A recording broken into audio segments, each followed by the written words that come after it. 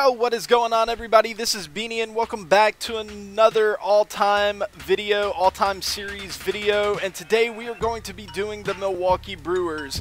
At the moment, we're in the middle of doing the NL Central, and right now, the Cardinals are leading the NL Central with an 18.5 score. We only have two teams left to see if they can overcome that, the Cubs and the Brewers. Today we're going to be doing the Brewers, and I'm telling you guys, this team, I think people may sleep on this team as an all-time team, but I'm telling you right now, they are a dark horse. They are way better than you would think they are. So with that being said, let's get into it.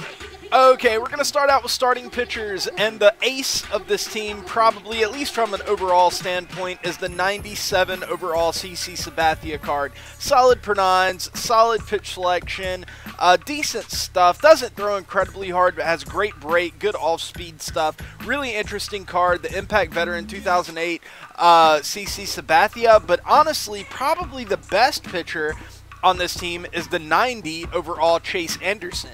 He would probably be your functional ace. Even though he's 7 points lower than that Sabathia on the overall scale, this card is really, really good, and in my opinion, probably a little bit better. He has fantastic pitch selection, great stuff, good per nines. He is just a stud overall, and honestly, this may be the number 2 guy, is the 88 overall Josh Hader. He has better per nines than either Sabathia or Chase Anderson. Plus, he probably has better stuff than them as well. His pitch selection isn't as good. He doesn't have like a curveball or anything, but he does have the four seam, the slider, and the changeup, which makes him very, very valuable. He has all the necessary pitches to be successful. I really like this card. I think he's one of the best gold pitchers in the game. He's right up there with, I think it's the 85 overall Scott Kazmir. He is an excellent, excellent card. And then you go down and you, for your number 4 guy, you have to go with the 85 overall Marco Estrada card. He's interesting, decent per nines. His stuff isn't that great and he doesn't throw too hard, but he has a pretty good pitch selection, has a nice little cutter to throw in there. I'd kind of wish that that was a slider, but I'll take the cutter anyway. Very good pitcher. Yeah, the breakout 2012 Marco Estrada. And then for your number 5 guy, you do have to go with one silver. You have to go with the 83 overall Jimmy Nelson card. But this is a really, really solid silver card. He has really good stuff, fantastic pitch selection, even though he doesn't have, actually, I kind of take that back. His pitch selection isn't fantastic. It's just okay. I would like it a lot more if he had a changeup. For some reason, I thought he did, but he doesn't. But he does have really good K per nine. His hit per nine is a little worse, but for your number 5 starter in something like this, you're just looking for somebody who can be sort of effective. And I think that this guy kind of exceeds that bar. So overall, it's a very, very solid starting pitching staff. I really like the middle of the rotation. Like, this CC Sabathia is probably a little below average for if you consider him like an ace. But this Chase Anderson and this Josh Hader are amazing number 2s and number 3s. So I really like that, and I gave them a really good score on the starting pitcher front because I really do think they have a very solid rotation. I gave them a score of an 8.2. Okay, moving on to the bullpen. Okay, this bullpen is really, really tricky because they have some really good players in this bullpen, really good pitchers, but they have one huge flaw that we'll talk about once we've named all the players. First of all, that you start out with a 99 overall Riley Fingers card. This is the only Riley Fingers card that I've seen released since he's become a legend in the game that I think is usable. I think is a very effective, solid card because he has that splitter. He has a great sinker. He has great per nines, a very, very effective closer, the 99 overall Riley Fingers card. And then you go down and you have the 89 overall John Axford, another guy with really good per nines. The only thing I don't like about this card is that he doesn't have a changeup, but he does kind of have a funky delivery, and his curveball and his slider are slow enough and deceptive enough that they kind of act like a changeup in and of themselves. So a really, really good setup, man, with John Axford. Then after that, they don't have any more flashbacks, so you have to go to their live series. They have Anthony Swarzak, another really good option, decent per nines, good stuff, good selection, really good second setup man right there. Then you have the 82 overall Corey Nebel card. He has great per-9s, and like his stuff looks pretty good. But he only has a 4-seam and a knuckle curve. He's kind of like a poor man's Craig Kimbrell, and that's not a good thing because even the best version of Craig Kimbrell still isn't a he's not amazing in this game. So that could definitely end up being a problem when using Corey Nebel. But at this point, we're starting to get into the middle relievers, so you can be a little bit more flexible. And then after that, you have to go down to the 76 overall Jeremy Jeffress card. He has bad per-9s. Like, his per-9s aren't great at all. He has amazing stuff, though. His stuff is unbelievable. He has 2-seam, 4-seam sinker, and a knuckle curve, so his pitch selection isn't great, but all of those pitches he throws very, very effectively. He's probably a guy that you wouldn't want to throw against lefties, probably more of a righty guy, but overall, I think this is a really, really effective number 5 guy in the bullpen. And then you have to go down a little bit further, and you get the Jacob Barnes card, the 75 overall. Really solid per-9s, throws decently hard, has a changeup and a slider. So a really good number 6. And then for your number 7 guy, you basically have to go with, where is he? The 73 overall Carlos Torres card. This guy is just kind of there. You know, he's probably the last guy that you would want to go to in this bullpen, but you know, you have to, sometimes you just kind of have to fill this thing out. But you may have noticed, since I named all of the pitchers in here, you may notice one huge flaw in this bullpen is the fact that they don't have any lefties. They don't have any lefties to throw in their bullpen. I think they may have like one down here, like way down here. Yeah, Tyler Webb, a 51 overall. But I honestly think that it's not worth like putting in somebody who is just absolutely terrible just for the fact that he's a lefty, whenever you do have more respectable guys up here, you know, in the 70s. But that is a big, big flaw in their bullpen. Probably, and another thing is that the Raleigh Fingers would be okay to throw against lefties because of the splitter. But you really, like this John Axford card, I wouldn't want to throw him against lefties if I had a better option.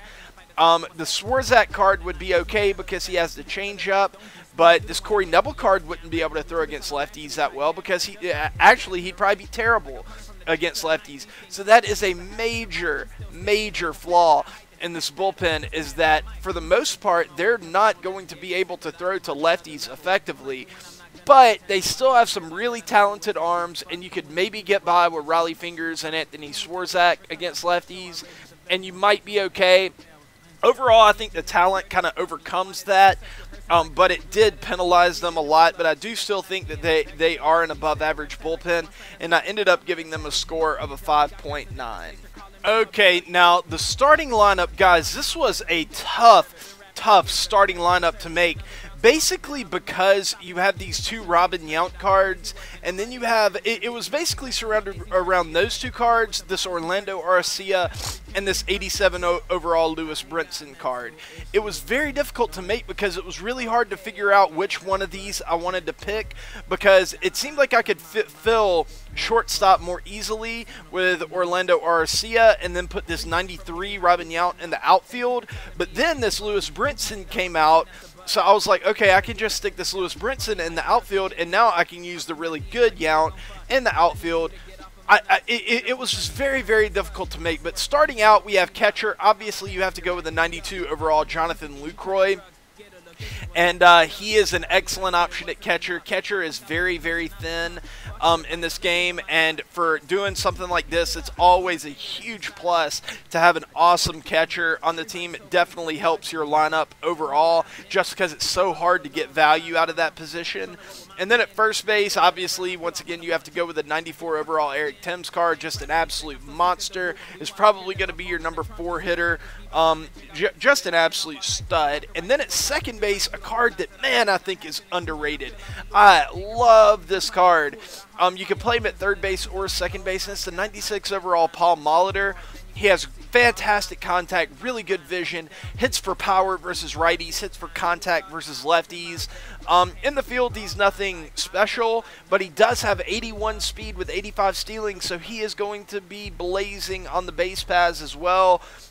This guy is, you know, his defense is kind of subpar, but if you can make his defense work, he's kind of a 5-tool guy.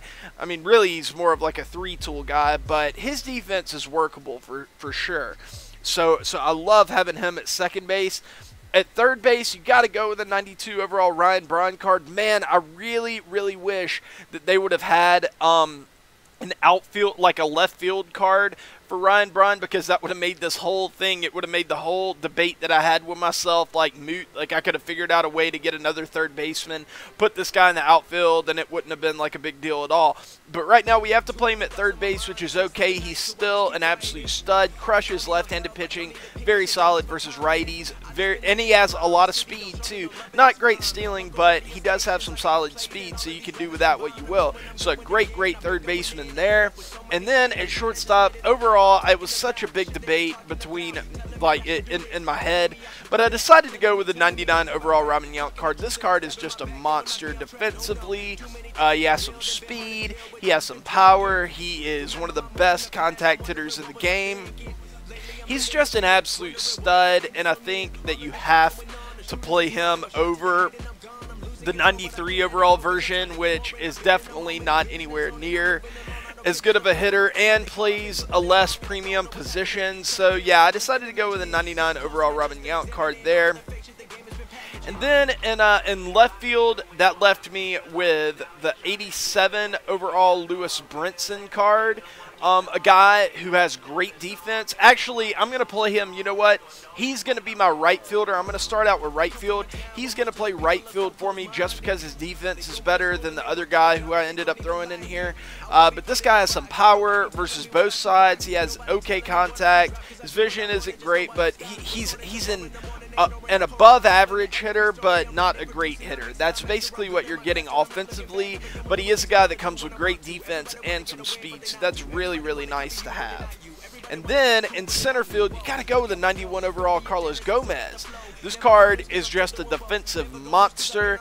He has blazing speed, can steal a ton of bases for you, hits lefties like a madman. It hits righties okay. 68-71 isn't great, but it's not bad. This is kind of one of those teams that is going to hit lefties pretty good in a few slots in their lineups, and then they have a few spots that can hit righties really good, and then they have a few balanced spots. But this is definitely one of the guys who will hit lefties way better, but he's still okay versus righties, especially when you take into account the fact that he's going to beat out a lot of ground balls with that speed. So I really like having him there. And then in left field is where I had to kind of make a compromise if I was gonna you know, figure out a way to shoehorn all of these guys in here. So I ended up going with the 78 overall Domingo Santana.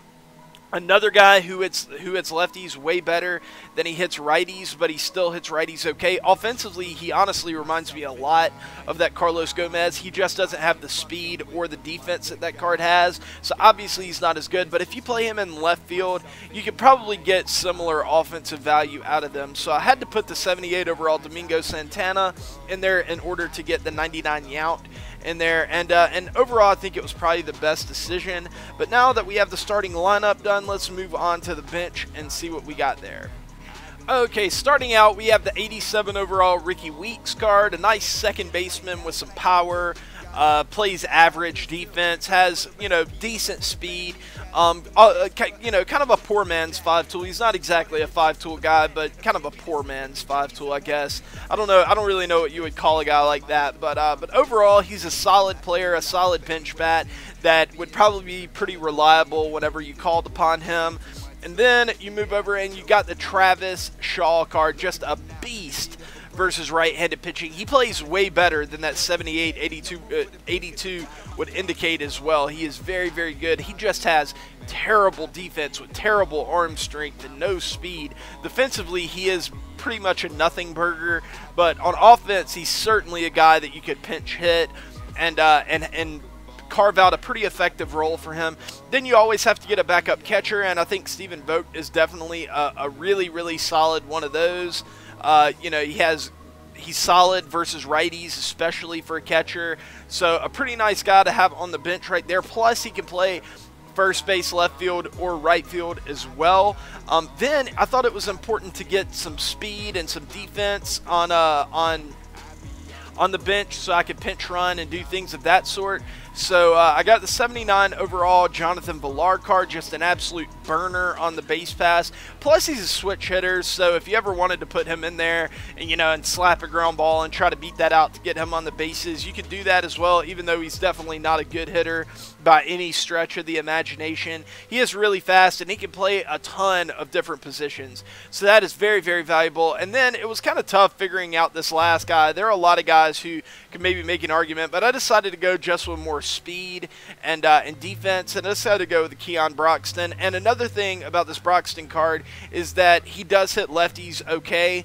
So if you need a guy, if they have a lefty in there, maybe you could bring this guy in the pinch hit or something, and you're going to have that speed and stuff like that. So that is the bench. Whenever you take all of that into account, though, I ended up giving them a well above average score. I don't really see any holes in the offense. Maybe you could say this Domingo Santana card, but he's still a great hitter, so I don't really even view him as that much of a hole. Maybe the fact that they don't have that many guys who can hit righties all that well is kind of a thing. You know, the only lefty I think they have in their starting lineup is this Eric Thames card. So so that might be a thing, but overall I think that this is an excellent lineup that has a great mix of defense and speed and power. And I think that it is one of the better offenses that we've covered. So I ended up giving them a score of a 7.8. And once you add up all of the scores and put them together, that gives them a final score of a 21.9. A 21.9 is good enough to vault them all the way to first place in the National League Central above the Cardinals. The standings are now the Brewers in first place, the Cardinals in second, the Pirates in third, and then the lowly Reds all the way down in fourth place. But the Brewers cannot get comfortable yet, because the next team that we are doing tomorrow is the Chicago Cubs. And boy, oh boy, is this team strong. I'm telling you, this team has a great shot of coming out of the NL Central as the best overall team. But we'll have to wait till tomorrow to find that out, guys. This has been a Beanie Antics production. That sounded kind of gay, but anyways, guys, that is going to do it for this video. Thank you so much for stopping by. Please like, subscribe, and share if you enjoyed. I really appreciate all you guys. I will be streaming later on today, 100%. So yeah, come by for that too. And I will see you guys later. Peace.